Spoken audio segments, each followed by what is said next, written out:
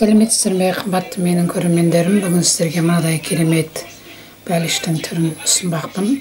Асқабақтың науқанында қазір сіздермен біз осыны жасап көрейік. Бұл тәттілікті жасау үшін бізге керекті азық-түлік. Бізге асқабақ керек, сосын мынау ірімшік керек. Көріңіздер. Ең алдымен мына асқабақты әдемілеп мәнтіпеште пісіріп алуымыз керек. Суымыз қазір қайнап тұр.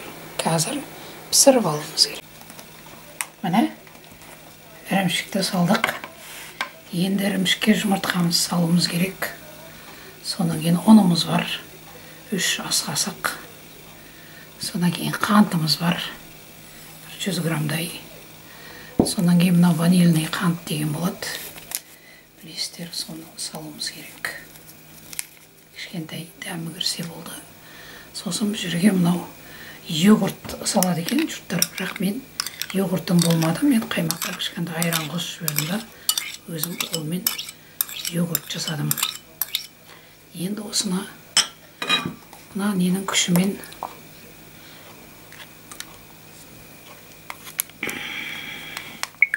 мына құрылғының күшімен қазір әдемілеп араластырып біркелкі масса жасауымыз керек. Мені мынандай масса болу керек. Ішінде түйірлері болмау керек. Мені әдемілеп жасап алайық. Ол екі ортада жаңа асқабағымыз пісіп қалды. Асқабақпен жұмыс істейміз. Енді мынау қантымыз керек. 100 грамм. Бұл жерге де 2 жұмыртқа керек. Сосын мынау 3 қасық ұн керек. Енді бұны да әдемілеп араластырып құрылғымен ұрылып алу керек. Бұны да майдалап кәдімгідей.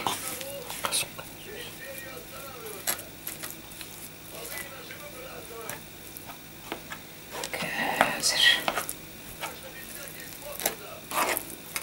асқабақтың науқанында асқабақты балаларымыз онша жемейді. Бұны өте пайдалы, сондықтан осындай түрлі дәмді нәрселер, тағамдар жасап, тәттіліктер жасап, асқабақты жеу жолын көрсетіңіз. Мен енді бұны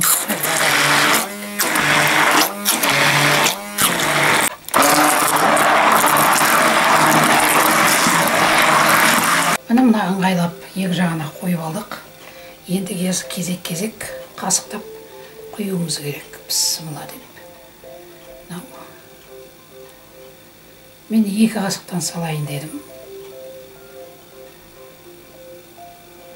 Ең әдемі кез осы кез. Міне енді осының үстіне сала бересіз. Өзі ары қарай кете беру керек. Міне. Көрінісі де бір әдемі болады енді бұның. Құда қаласа.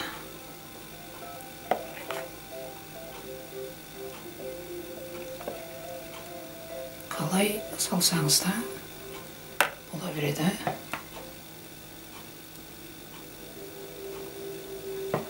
Өзіңіздің ыңғайыңызға қарап сала беріңіз.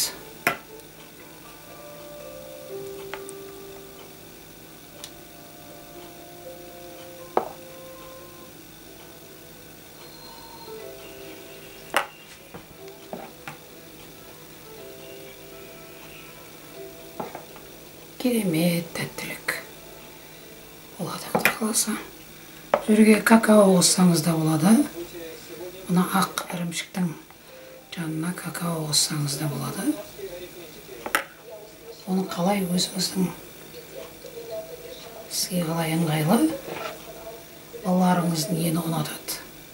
Соған байланысты какао да қоса беріңіз.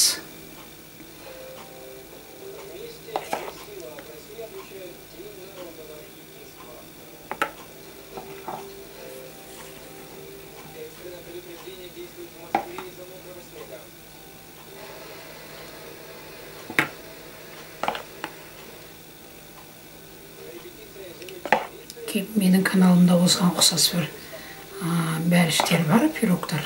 Бірақ асқабақпен жасалмаған. бұл жолда асқабақпен жасайын дедім.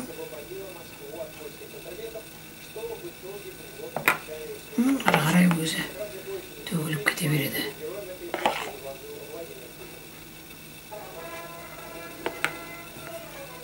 Бұлда бір қасық қалып тұр. Қалдырмай бәрін құйып жіберіңіз. Жерден шықса шығады қазір. Шықпаса жоқ.